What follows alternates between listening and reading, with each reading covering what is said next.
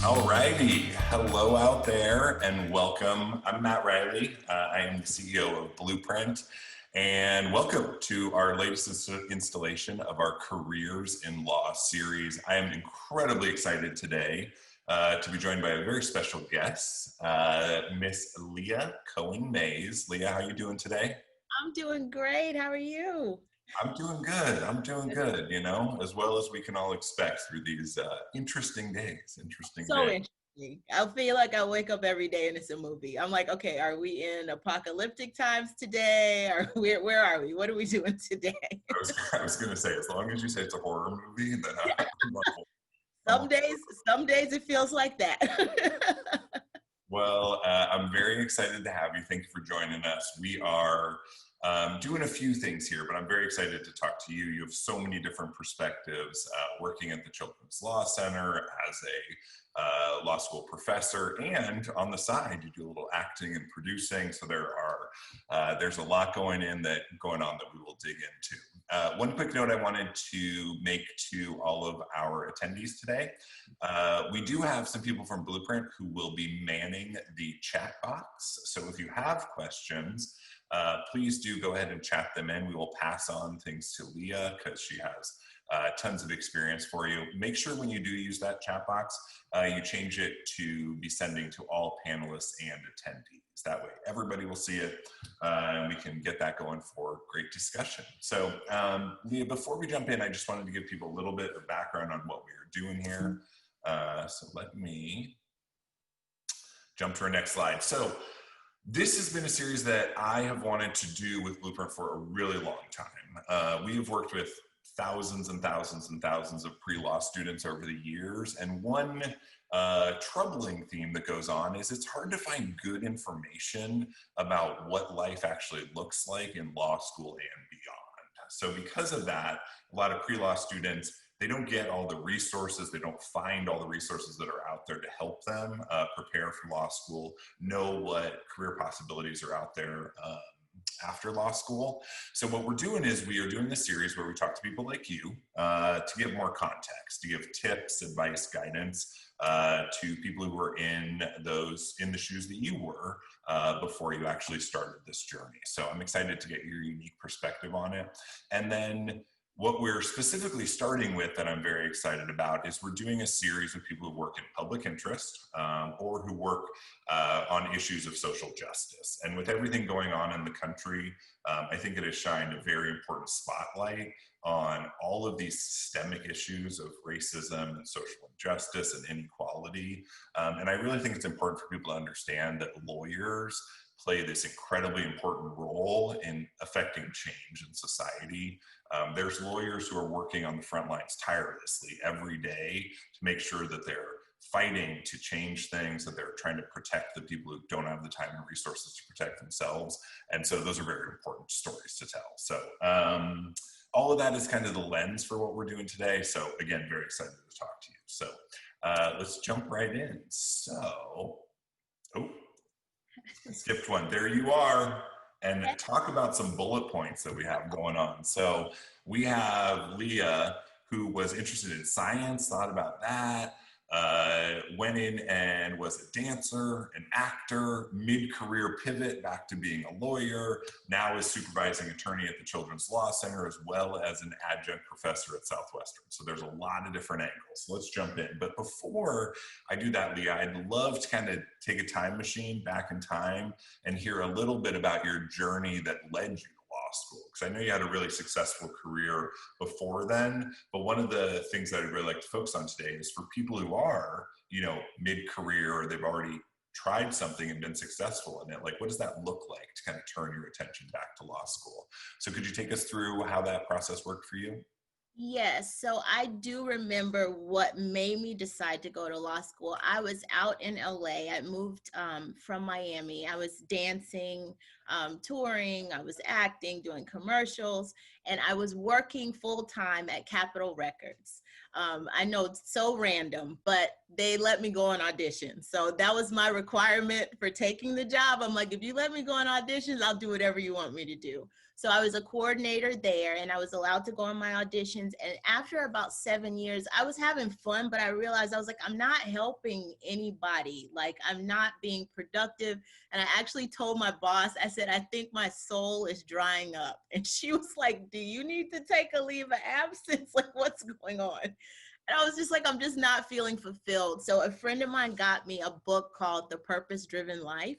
And it had all these little worksheets in it and everything. And I started doing it. And, you know, some of the things that were coming out that I was good at was like, you're an advocate, perhaps an attorney, you know, you want to help people. And I'm like, So out of nowhere, I said, well, maybe law school, maybe I'll try. Had no idea what I was getting myself into, but I'm like, that makes sense. If I'm an advocate, then that's what lawyers do. So I just looked up like, okay, how do I get into law school? And they're like, well, you got to take the LSAT. And I'm like, okay, let's do that then. So that's pretty much how it started. And I said, I'm just going to keep taking these steps. I have to fill out an application. I have to write a personal statement. And I just start going through those steps. And I got in, and I remember my friend got me a book. She got me a Black's Law Dictionary when I got in. And I was like, I got in, now I just got to figure out what to do. And she wrote a sweet note about, you know, the fact that you made it this far, you're going to make it all the way through. Bless her. Very admirable. And was it intimidating to think at the time, like, hey, I've done this, I've devoted a lot of years to it, and now I'm going to shift my attention to, you know, dedicating and investing the time and resources into going to law school? It was a lot, because you think this is a career path you've chosen. Now I'm about to just totally switch it up, and I don't know how this is going to work. And I'm about to probably go into more debt. And, you know, I knew I wasn't going to be able to see my friends after talking to a couple of lawyers. They're like, oh, law school is not a game. Yeah. So there is a lot of what ifs and how is this going to work. But one thing I always live my life on is I got to do what makes me happy. And if at some point I'm not feeling happy and I'm not feeling like I'm living the best life I should be living, I need to take steps to make a change. And I know change comes with the struggle. There's struggle that comes with it. There's a little bit of, you know, the unknown and that fear, but you just got to go for it. Like, what are you waiting for? Because tomorrow's going to come. Hopefully tomorrow comes and you're going to wake up and be in the same place, or no? And it's really that, I think I like a few of the words that you use, because when you have that passion, when you understand kind of the purpose of it, sometimes after you've lived life for a few years, it gives you a better context for all of that. And if you have that behind your decisions, then you won't mind putting in the work and the sweat and the effort to get it all done. So very inspiring. Okay, I'd love to hear a little bit about your career in law school. And one of the organizations that I know played a big role in your career at law school was CLEO. So could you tell everyone today a little bit about that organization, how they helped you, and any tips or advice on how to get involved? Yeah, so CLEO is a nonprofit organization, and they specialize in helping low-income and minority law students, pre-law students and law students just get through what it means to be a lawyer, what it means to be in law school, how to take essays, who to talk to, how to prepare for the LSAT, like all of those things, how to outline, you know, what is a horn book, all the basic things you need to know to get you through law school without losing your mind. They are there for it. And they have alumni that are very supportive. And it starts in high school. I'm sorry, it might start in high school. I'm not really sure, but I know it starts in college for sure, freshman year and all the way through. And I did not learn this until after I was in my first year of law school. I was a part of the Black Law Students Association. And when I joined BALSA, there was an opportunity for me to go to New Orleans with the CLEO organization and participate in giving back to victims of Hurricane Katrina. So I went, because I was like, oh, cool, New Orleans, I love their accents, and I'll get a free trip, and I'll get to help people that were victims of Hurricane Katrina. So when I got there, CLEO was there, and they taught us how to, write essays and outline and things. I'm like, I wish somebody had told me this before I started school. I would have done way better in the beginning.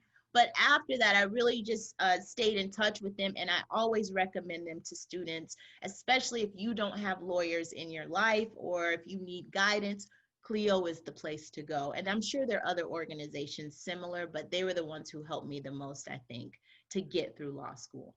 That's really great advice. And I think we'll put the URL for the organization up in the chat box, but I think it's a really important point just in that people who don't have lawyers in their family or their friends or anything like that, it can be such an intimidating process. Like, how do I apply to law school? What do I have to do to get there? And how do I succeed once I'm there? And it's good to know that there's resources out there like that. I also think that that can help kind of improve the diversity of the pipeline of students coming in, to know that it's a level playing field and everybody can kind of learn and figure out like what it means to succeed in law school and beyond. That's really great. Okay, so let's talk about your life at Southwestern. So I'd love to hear a little bit about how you chose the school and give me a few of the highlights. What did you enjoy most about your time in law school? So I chose Southwestern because I knew that I was going to have to work when I went to law school. So I looked for a part-time program, and they had one. And I said, okay. So I narrowed it down to schools that were in my area, because I knew I couldn't move. I couldn't afford to do that. And this is where I set up my life, and I needed to be able to have a job. So either in the daytime or nighttime, I can go to school. And Southwestern, when I went there, I felt at home. I felt like the professors and the deans and the students that were still there and the alums that were there were so welcoming and honest and supportive. And then someone told me, when you choose a law school, you need to understand it's going to be like home. So you want it to feel like family, because you're going to be living there. And it's the truth. You live in the library, you live in class, you live on campus pretty much, just so you can absorb everything that you need to know about how to be the best lawyer you can be. So when you do graduate, you're amazing. But Southwestern gave me that opportunity, and I've always felt at home there. I still teach there. Anything they need me to do, they got me, because they supported me so much and got me to where I am today. And I just appreciate them so much for it. Some of the highlights, I think the highlight of my time there was probably moot court. I did not know what moot court was. They put you into the first year competition, did not know what that meant. I had to write a brief, didn't know what a brief was, I had to do oral arguments. And I'm like, I don't know what this is. And I did well. I was top 16 in writing and oral advocacy. And I remember calling my parents, and I'm like, Mom, I'm a finalist for moot court. Dad, I'm a finalist. And they're like, yay, is that good? Like, they didn't know what it was.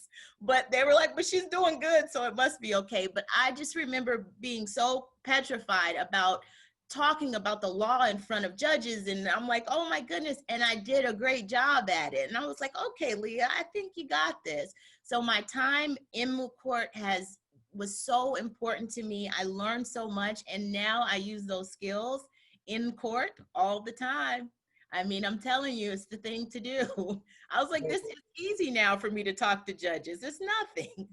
Yeah, Leah, tell students who don't know a little bit more about that moot court experience. It basically is like a dress rehearsal for arguing in court. Yes, and the thing about it is, so you go to trial court, you have a judge, a jury maybe, and that's who you're talking to. If you go up on appeal, now you have a panel of judges that you have to convince that the lower court was wrong. And they're going to just be asking you questions whenever they feel like it, and you just need to be ready to give them a good answer. So that to me was a level of pressure I had never experienced, because there's one thing about being prepared and knowing what's going to happen, and you kind of should know how things are going to go in a trial. But when you get to an appellate court, you don't know what the judge is thinking about. You don't know what they're going to ask you, but you just better sound good when they ask you. And I just had to convince myself, I'm the expert here, guys. I know all about this. Whatever this situation is, I know about this issue, and I'm just here to educate you, judges. And that's how I kind of accepted it, and I embraced that. And I'm like, I'm just here for that. That's all I'm here for, is to help you guys understand what's going on. So it made it a lot easier for me to deal with. But yeah, moot court, trial advocacy, negotiations, any opportunity that you have to get that kind of real life experience, but under the protection of still being a law student, I say do it while you can in law school. Yes, I would not like to be the judge on the other side, Leah. I'm sure you taught them a lesson or two, so good for you. Now, what about, I know Southwestern has a really good reputation for entertainment law. Was that one of the considerations when you were choosing a law school and during your time there? You know, it was because I went into law school thinking I'll be an entertainment lawyer because I was here for entertainment. I was acting. I was at a record company. All my friends were producers or writers or directors. So why not? I have my people here that are going to hire me. They're already here. They're built in.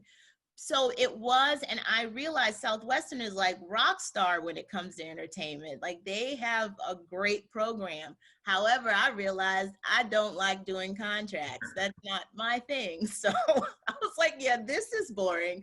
Not for me.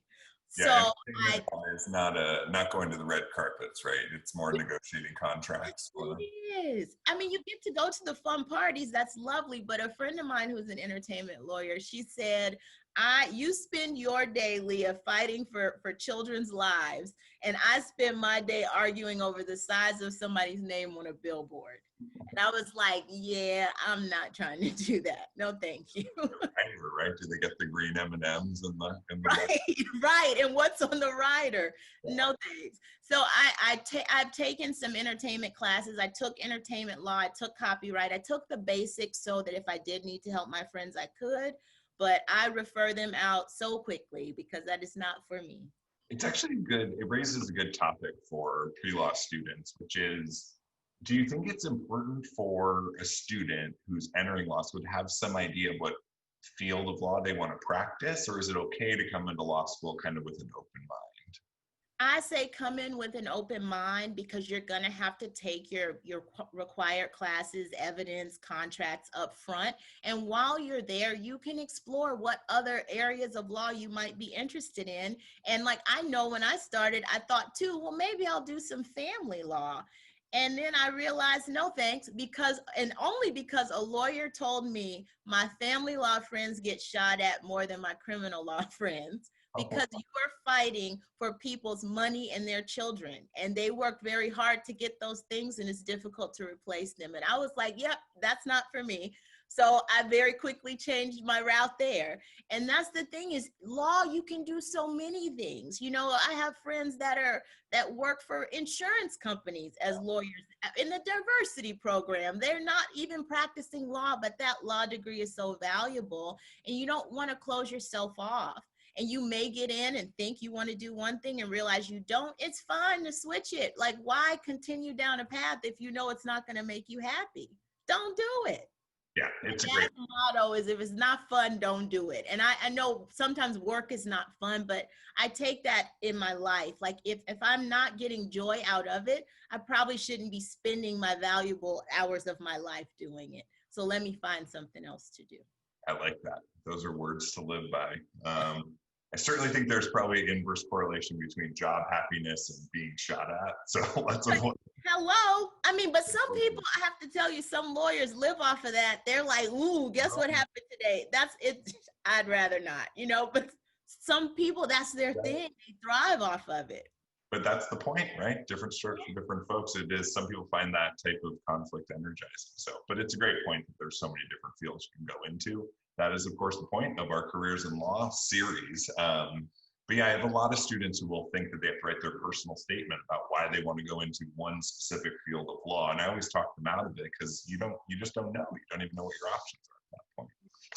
I wrote my personal statement about a book my father made me read when I was 5 years old, called Jonathan Livingston Seagull. That was my personal statement. See? Yeah. It was just about a bird who, you know, he wanted me to read it because he's like, I want you to know you can do anything. And this bird was living in the limits of what everybody was telling him he could do. And he's like, no, I can fly, and I can fly over there, and I'm gonna go do it. Watch me. But that was what my personal statement was about. That's actually another great pointer for students, which we always tell them when they're doing their personal statement, right? The job is not to, it's not your resume. The job is to personalize yourself, right? Make them, you want someone who reads it to come away and know you better as a person, what your internal drive, your motivations, things like that. So that's a perfect example and something that you might not think would make for a good personal statement. So good for you. Okay, now I'd love to move to your work. And this is, I got to say, I was very inspired to read some of the background on what you've been doing. But so you are a supervising attorney at the Children's Law Center. So could you tell me a little bit about your time there, some of your greatest accomplishments, and a little bit just about what the mission is of the Children's Law Center? Yes, so the Children's Law Center is a nonprofit organization, and we have been around, it'll be 30 years this year. But anytime a child is deemed to be at risk of abuse or neglect in LA County, Placer County, or Sacramento, and the department or the county feels they need court intervention to ensure their safety, they are appointed an attorney. And that doesn't happen in a lot of states, but our children have their own counsel. I have clients that are newborns. I have clients that are 20 years old, and we basically advocate for their best interest in court. Our goal is to try to reunify them with their families. The families get services, moms and dads get services on how to be better parents and not put their children at risk. And if we can reunify, that's our goal. If we can't, our goal is to get our clients in the most stable environment possible, adoption, legal guardianship, or sometimes it's just long-term foster care where they will stay in the system until they're 21 years old, and we just try to support them through that. We have peer advocates that work with us who are former foster youth. They help our kids with getting into school. I mean, we help our kids with college, you know, with any special education needs, delinquency. So we're a very holistic organization, and I actually interned there when I was at Southwestern and fell in love. And I was like, this is my dream job. By any means necessary, I will have this job. And that's what I worked towards, was just making sure I could work at the Children's Law Center. And I've been there, it'll be 10 years on, it was 10 years on Sunday, actually. Wow. And I love it. I love it. Wow, congratulations. And I mean, talk about the point of this exercise, right? Defending people who don't have the time or resources to defend themselves. So that's really powerful stuff. And how big is the Children's Law Center? Like, what's the volume of children that you work with? How many people? Like, is there a need for more help there? I'm sure there's a lot of children that are in need of that type of help. Yes, so we work with like 30. It's about 30,000 children that have come through our system. Each attorney probably has about 200 to 250 clients, and we have 5 different law firms that are in LA County. We also have a Placer County, Lancaster, and Sacramento. And we probably have, I want to say, about 500 or 600 attorneys that work for us. We have social workers that work with us. Some of our attorneys specialize, like I do special education. Some of our attorneys specialize in delinquency. We have a new area called CSEC, which is our commercially sexually exploited children. Unfortunately, there are a lot of children who are the victims of sexual exploitation. So we have a team that's just for them to try to get them out of the life that they're in and get them in a better place. So we just kind of try to move along with what's happening in the environments that our children are in to try to make things better for them. And I really pride our firm on, you know, not only being hands-on with our clients, but we go up to Sacramento, we put bills in place, and we are very proactive about just making everyone aware of how we can better serve our children, you know, in our community that don't have parents there to give them what they need to succeed.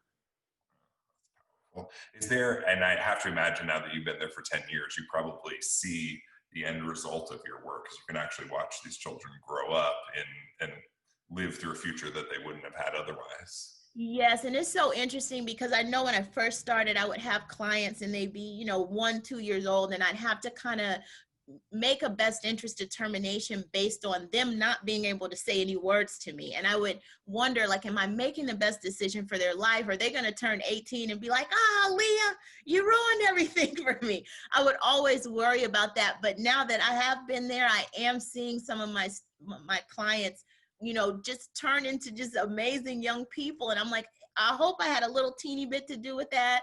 But I'm just glad that you're doing well, and I love seeing, I just had one of my students, she graduated from college. I've been to a couple of graduations, and I'm just so, it makes me proud. I feel like I have hundreds of children, that I just see grow, and I love it. I love it. It makes me feel like the work that I put into law school is actually for something. Yeah, well, and that is, you went to law school to find that kind of your passion, your purpose, and it sounds like you found it. So that is the ultimate success story. Now I have to ask, for students who might be logging in today, do you guys are there volunteer or internship opportunities at the Children's Law Center? Yes, we have volunteers. We have internship positions for college students as well as law students.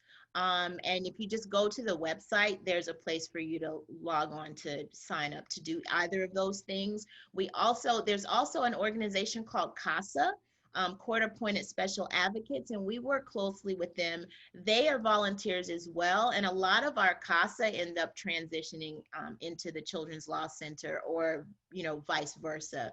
So they actually are basically given a foster child that they kind of walk through their lives with them to make sure they have everything they need. But yes, we have that. We also just started fellowships where we have a year-long externs, and the fellowships can turn into jobs while you're waiting for your bar results. So we're expanding our base to try to bring in more people all the time, because we are growing, and it's good stuff for us. I love seeing all the changes that are coming with CLC and all the new things that are happening with us. So yes, if you're interested, jump on the website and fill out the information. Yeah, that's great. No, and look, if you want to learn, this is the whole point, right? Get educated, figure out what life as a lawyer it's actually like. Don't just watch the TV shows. Right. Okay, let's turn our attention really quickly to the other part of your life. So Leah's not done. She does not only work to help children at the Children's Law Center. Oh no. She is also a professor at Southwestern. So Leah, talk to me a little bit about how you started teaching, what you're teaching now, and how that experience has been for you.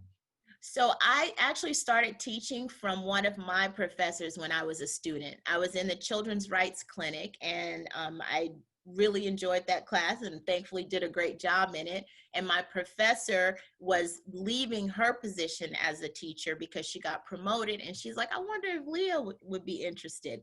And she reached out to me, and I went and interviewed, and I got the job, and I was like, this is awesome. So I was teaching interviewing, counseling, and negotiations, which is a skills class for our 2 and 3 Ls. And then I guess I was doing a good job doing that, because then I got offered the opportunity to teach the public interest externship. And I do that over the summer. So it's been a great experience. It's not anything I ever thought I would be doing. When I was in law school, I taught dance to little kids. So I was like, well, I've been a teacher before, and I went to law school, so maybe I could be a law school teacher. Let's see. And it's just been fun. I love giving back whatever I learned in school. Even if I learned it after the fact, I tell my students in advance so they can not make the same mistakes or figure out how to do things a smarter way. And I love doing it. I love it. That's great. Teaching kids to dance, teaching law students, the legal profession, same thing. You got skill sets. Okay, any other, so as during your time as professor, is there any advice? So potential law students, if you had somebody's attention for a few minutes and they said, what advice can you give me to be successful during law school? Any other advice that you would give to students? From a professor's point of view, and I think just so you can make sure you can get A's in the classes, is learn how to write legally. Learn how to write essays to where you are not just putting a bunch of words on the paper. And I'll say this, you know, when you're in school, the most important thing you can do is take a legal writing class. It is going to get you through life. But the reason it's important to know how to write an essay is because that's what you're going to be doing for the bar. That's what's going to be your grade. I did not know this until I was in the middle of my first semester, that you take one exam pretty much for one law school class. The exam is at the end of the class of the semester. That's it. Just one essay. And I'm like, wait a minute, who does this?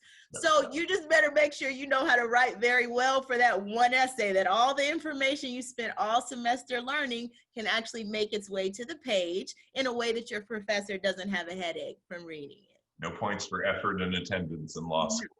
None. And I didn't know that. I'm like, wait, there's no quizzes. No, they're like, no, there's one exam. And don't be sick on that day, because, you know. It's a good point. It's a lot of pressure, but also that learning to do legal writing. And there's a lot of good resources out there for that as well. Leah, we're going to actually break from our presentation for a second, because we're getting some great questions in here that I'd love to throw at you from students. So we'll have to jump around a little bit. But so I have a question from Miranda that says, were there any hurdles when it came to getting into law school that you had to overcome? Hurdles, I would say, you know what, I think my undergrad GPA probably could have been a little bit stronger. I think that was, we can all say that. No, but it's nothing I can do about it. And I recognize, I said, you know what, I'm going to go, if I'm going to get into law school, I'm going to get in, and I'm going to get into the school I'm supposed to be at. So whatever. As far as the writing of the personal statement, I really didn't have any guidance on how to write it. I just wrote because I understood they just want to know about you, and I'm just going to write about me. Let me tell you about who I am outside of this resume, outside of this GPA. Probably getting letters of recommendation. I went back to, so I was out of school for 7 years before I went to law school. So having to go back to professors from undergrad and things of that nature took a little bit of, you know, finessing. I had to find people who could vouch for me, and that took a little bit of work, but that was pretty much it. I think those were the big hurdles. Yeah, and I would say, and even an organization like CLEO that might help with some of that process. And there's a lot of other resources out there. You just have to do your homework to make sure you understand all the points. Yes. Okay, I have a question from beforehand. Don't do it how I did as you go. Do it beforehand, because I was just winging it. Don't do it. Don't follow my example there. I get it. It'll stress you out. Don't do it. Okay, now I have a couple questions about Children's Law Center. So one I have from Natalie says, do you meet personally with the children, and how do their stories affect you? Oh, absolutely. They're my little people. Pre-COVID, we actually would have all of our clients that were over the age of 5 go to court. And we tell them this is about your life, and it's important that you're here because people are making decisions. We talk before they go into court. We talk, well, you know, while they're in there, they're telling us what they want. And after court, we talk about, do you understand what happened? And you tell me what happened. So we're very engaged. They have our phone numbers. They call us. I had a 6-year-old once who was giving out my card, threatening people with it. It's like, if you don't give me $1, I'm gonna call my lawyer. So they are our clients. And yes, we interact with them all the time. And there have been some very tough stories that I've had to deal with. And, you know, I have to remind myself that they need somebody strong. They need somebody to advocate for them. And if I'm over here having a meltdown about what they've been through, they're going to have a meltdown as well. So I have to be the strong one in this situation. You know, I've taken stories home with me, and, you know, there's some children I still think about and, you know, hope the best for. But I got to keep going and realize that they've told me this story because I need to be able to try to help them. And that's what it's for. So you got to be as strong as they are. Yes. And there's some pretty tough little people. I have to say, they inspire me to see the things that they've gone through and their resilience. You know, sometimes they tell you stories and you want to cry, but they're not crying. And I'm like, well, I can't be over here having a meltdown if they're like able to tell me this story. I have to be strong and empower them and let them know it's good that they told me this, and they should be proud of themselves. So we just have to remind ourselves we are advocates. As lawyers, we are advocates, and we have to put that ahead of everything. That's great. Okay, I have another one about Children's Law Center. So this is from Brenda. How do your attorneys or yourself get children's voices heard in court when you're up against big guys like DCFS and the juvenile justice system? Oh, well, it's all about that advocacy. So I think we actually have a lot more power because our children's voices are coming from a place of innocence. And there's a compassion that we have when we advocate for them. You have to understand the department, DCFS, they're an agency, they're an entity, but this is a little human right here who has needs. And the judge, I think, falls for our client in those faces and our advocacy about what those little faces need way more than they buy into the departments. Like, this is a terrible home and these children need to be taken out. We're like, Your Honor. And then we talk about how well our client's doing. We get that information from our client. You know, if our client is a little baby, then I'll talk to family members, you know, anyone who can give me information about how I can best argue for my client and what they need in that moment, I'm going to talk to them. That's our job under 317E of the Welfare and Institutions Code, and that's what we do. And if my client is old enough to talk to me, I'm going to have a conversation with them because they know their life better than I do. Even if they're 4 years old, you'd be surprised. And just so you all know, 4-year-olds are the best reporters. They have seen everything, whether you know it or not, and they will tell me in great detail exactly what you have done. I have a few little ones and I will echo that. They know a lot more than you might think about what's going on. Okay, this is a good one about kind of for potential law students. So this student asked, I wanted to know whether Leah felt the pull and appeal of corporate law because of money, prestige, paying off your student loans, and how you decided to go into public interest instead. Was that kind of a hard decision for you? What advice would you give to people who are having that same kind of, that difficult decision matrix of, I want to do something worthwhile, but I'm also intimidated by the financial prospects of student loan debt and things like that? Yeah, so I'll tell you a couple of things. I have given advice to my interns that, you know, when you leave, if you know you want to work at the Children's Law Center, you can go work at a big firm for 2 years, make all your money, pay off all your debt, buy a house, a car, and then quit and come work for us. That's an option.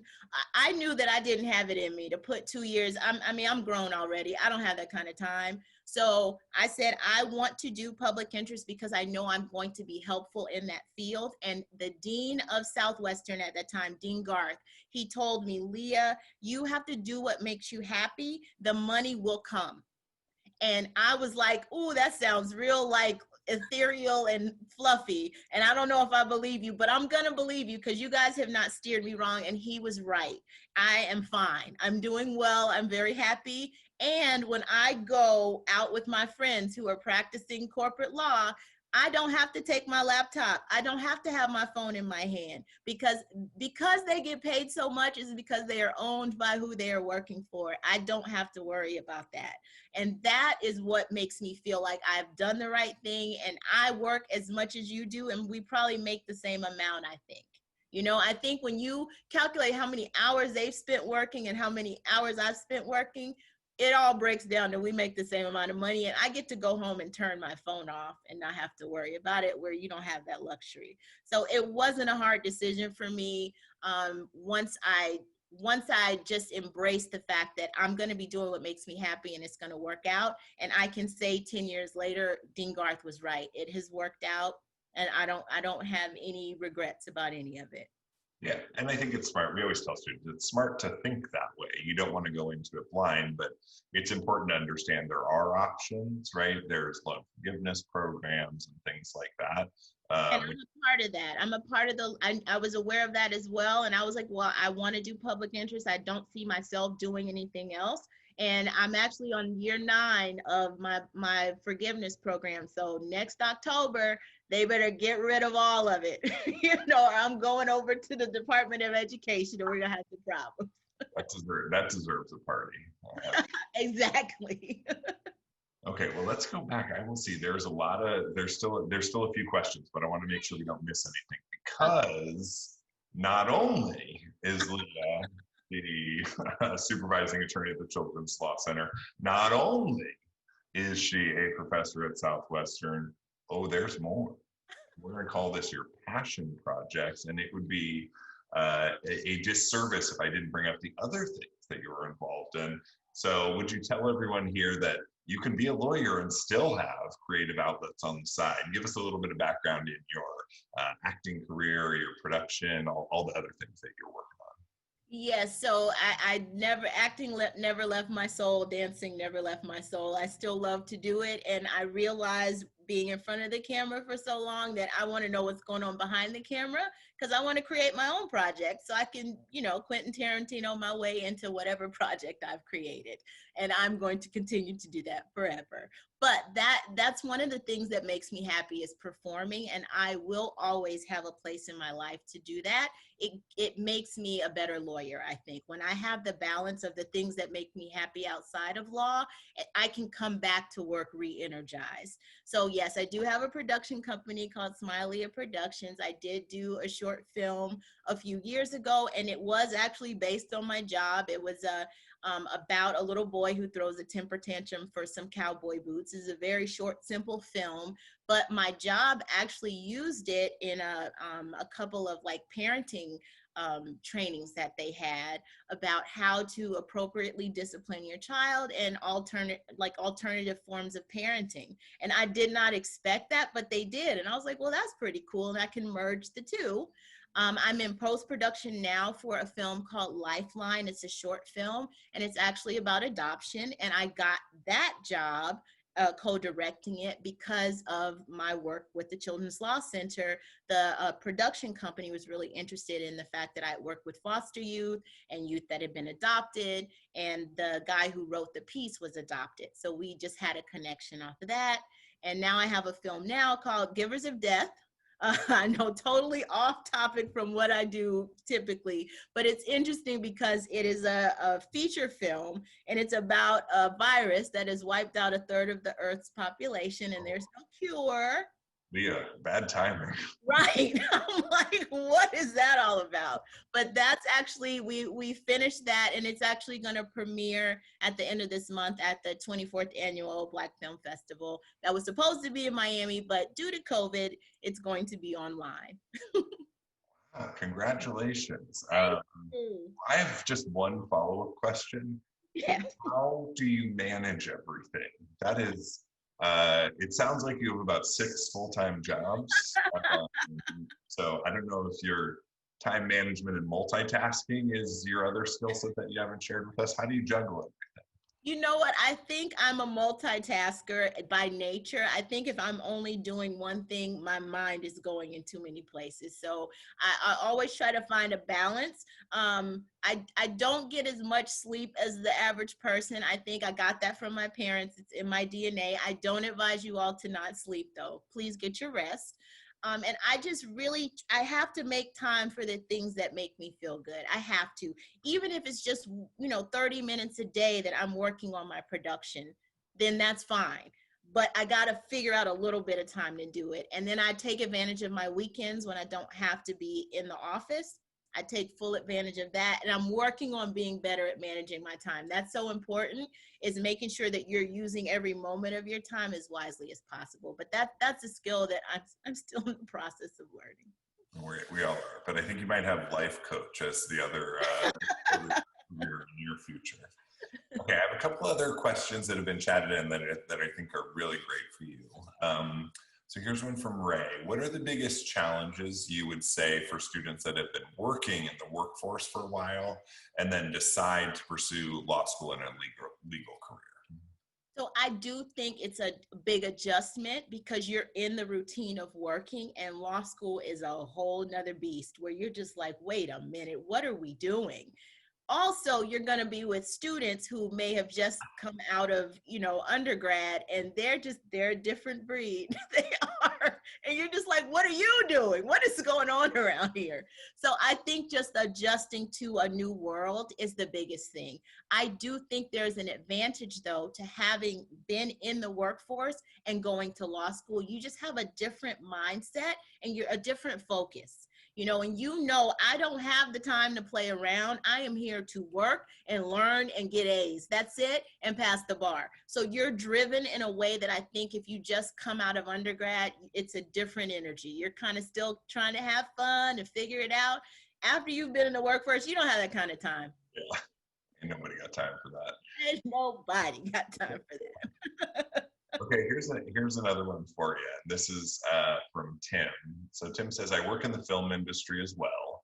How is balancing acting with law school? Wondering if I should choose a law school near an acting town, such as LA or Atlanta, or if it's best to put it off until juggling between, or essentially to put it off until law school is done. No, don't put it off. You can do both. You can do both. I did it. So like I said, if you can find a program that's part-time, then that's definitely going to free you up. I found a part-time evening program. Southwestern has a part-time day program as well, but that's for moms and dads. My evening program allowed me more time during the day to work. So sometimes it would be auditions, sometimes it would be teaching, I was transcribing, but you have those 8 hours in the day to do whatever. And if that's run to auditions, you want to be close by the audition locations. You don't want to be too far out. So yes, and do both. You can do both, sir. Do both. I like it. I had a feeling that was going to be your answer. Yeah. Okay, I have another good one here. So back to the Children's Law Center. So this is from Laura, and she says, for attorneys who work at the Children's Law Center, did they tend to specialize in a particular type of law while in school, i.e. juvenile, family law, or do they come from many different legal backgrounds? Yes, so most of them come from different legal backgrounds if they haven't just focused on children. But what we look for is what type of work have you done with children, whether it be at a summer camp or as a coach somewhere or at your church. Do you have a relationship with children? Do you know how to communicate with children? And also, have you had any interest in public interest while you were in law school? So you may have gone to law school and only focused on entertainment, but were you a part of the public interest committee? Or, did you volunteer for, mock trials at the junior high school down the street? We're looking for those types of things just to make sure that this is something that you actually want to be a part of, because kids are very delicate, and having to talk to a child about being abused is not for the faint at heart, and it's very helpful if you have some level of experience dealing with children before you get into that. But we have attorneys that have very little of it, and if they know the law and they know, and I don't say know the law as far as knowing dependency law, but if they know how to advocate, that is a transferable skill. That makes a lot of sense. Okay, now another question coming in from Jesse. This is related to the big scary tests that you have to take to get to your position. So Jesse says, how did you manage studying for the bar while in law school, and how did you study for the LSAT? So why don't we start with LSAT first, since it's earlier in the process, and then we'll go to studying for the bar. So LSAT first, as I mentioned before, I was winging it as I went. And the first thing I looked up was, okay, I want to go to law school. What do I need to do? And they're like, you need to take the LSAT. I went to Barnes & Noble and I found the LSAT study guide. I think it was like McGraw-Hill or Barron's. And I got those books and I started studying. And I came up with a plan where every day I was studying and doing practice tests until I was ready for the test. That's all I did. Looking back on it, I would probably go ahead and take a prep course, just because one little thing I realized when I, after, in hindsight, is I did not take a watch with me into the exam. So I kept having to turn around and look at the wall. And then that distracted me from what I was focusing on, which is trying to answer these questions. And I'm like, how many more minutes? How many more minutes? And I know that took valuable time from me taking the actual exam. And I'm like, if I had taken an actual course, I bet somebody would have told me that. So something so tiny is so important. And hindsight, I would have definitely taking the course, but you know, the books, they got me through. They they did their job for me. Well, as someone who's taught a number of LSAT courses, we do include that bit of advice. And the one other plug I would say, and this goes back to an earlier part of our conversation, is just if you are interested in pursuing and keeping your options open for different types of careers, one of the really dramatic things you can do is improve your application overall and fight for those scholarships. Law schools, you can get a lot of scholarship dollars out of them, especially if you are okay not going to like the top ranked law school in the country. And getting those scholarships can dramatically change your financial picture. You don't have to take out as many loans, keep your options open, and strong applications, strong letters, strong LSAT can really help with that whole process. Okay, and what about, Leah, what about studying for the bar? How was that process? Any tips for people who have that in their future? Yes, I absolutely recommend taking a course to study for the bar. I chose Barbary just because I was told you want to be like a sheep. You want the bar examiner graders to read your essay and not be like, what is this? You want them to read it and be like, okay, that's good. So you want to fit in. So most people were taking Barbary, so I took Barbary, and I did exactly what Barbary told me to do. And I took every single practice test, and I just sat and said, I have 6 weeks, and all I'm going to do is study for the bar. That's it. I'm not going to see my friends. I barely ate. I just had people leave stuff at my door, and I would open it and drag it over, and I would eat. I didn't do my hair. I had braids the whole time. Like, that's all I really cared about, was making sure I put everything into studying, because I had no intention of taking the bar again. I didn't have the money for it. I didn't have the energy for it. I was like, yeah, I'm not doing this twice. So I called it the one and done program. And that's what I set out to do, was take the bar one time and not ever have to take it again. And thank God it worked out. You do not want to try it twice. I busted my butt. What did you say? Sorry. Okay, I like this. I have another question for you. So what was the biggest thing law school taught you about yourself, professionally and personally? I think that I can do it, you know, and whatever it is, because I came into law school, and when I tell you all, I'm not kidding, I did not know what a horn book was. I did not know what the students were doing when they were outlining. I'm looking over, I'm taking notes, and they've got outlines set up where I'm like, didn't we just start class like 10 minutes ago? What is this? I had no idea. So the fact that I was able to get into an environment that was completely foreign to me and succeed, let me know, Leah, you can do it. Whatever it is, you can do it. Even if you don't know anything about it, just figure it out. You figured out law school, you can figure out anything. So it just gave me a level of confidence and empowerment that, you know, I just feel unstoppable. Okay, and we're almost out of time, but let me shoot a few final questions to you. So just to wrap this up, what I'd love to hear is, so there's a lot of prospective lawyers out there. A lot of them are interested in following similar career paths, maybe not quite as varied as yours, but where they are interested in going into public interest law. So people who are really early on in the process, what are the final tips or pieces of advice that you would give to students who are early in the process, probably before law school, but who are really intrigued by hearing about your story? Yes, well, congratulations to you all. You can do it as well. I would say go and find whatever organizations you can that are CLEO or like CLEO that can start supporting you now through the process. Start looking at law schools that you're interested in. If you're gonna go to a law school, just make sure, I prefer going to a law school where you know you're gonna actually take the bar and stay in practice, just because you just have that foundation built in already. So find the law schools that you like. Go and audit the classes there to see if you even want to sit through one law class, much less 50,000 of them, you know, because you might sit in there and say, oh no, I don't want to do this. And now you've saved yourself a lot of time and money. But just get as involved as you possibly can into what will be your life. Talk to people who are doing the type of law you think you might want to do, because you may learn really quickly that they get shot at, and that's not something you want to happen in your life. Yes. Our final advice, don't get shot at. Don't get shot at. Okay, great. Well, Leah, thank you so much for joining us today. I just want to say congratulations on all the success. It sounds like it's been quite a journey, and I'm sure you're just getting started.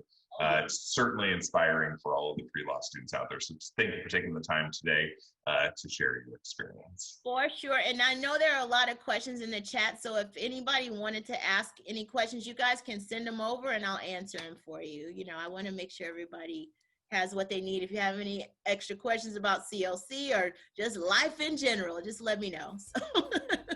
That's very nice of you to offer. And everybody, please look up Children's Law Center. It sounds like a truly amazing organization. So, thank you all. Good luck to you all, future lawyers. All right. Thank you, Leah. Have a good day. You too. Bye.